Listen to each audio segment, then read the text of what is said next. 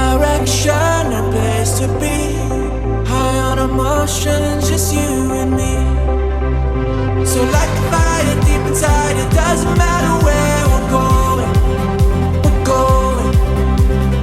Ultraviolet deep desires, I just wanna see you glowing.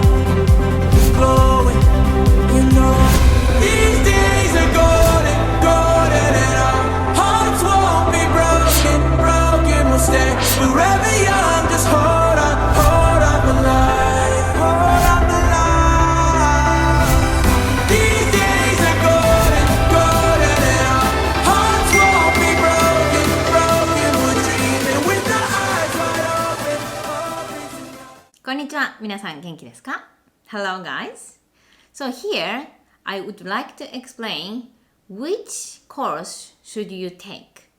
So the one is a reader course, the other one is speaker course. The biggest difference is it has speaking exercise and reading exercises or only reading exercises. So here's a question. Would you like to be a Japanese speaker? So if yes, this course. So we have 50 hours live streaming lesson, which is you and me and the other students speak together in Japanese. Of course, we will learn typical phrases in order to speak. Here, I am not interested in to speak, but I want to read a book, I want to read a website, I want to communicate with typing, messaging. So this student, this one, so 10-hour video, so you can learn hiragana, katakana, kanji, grammar, and reading in order to read Japanese.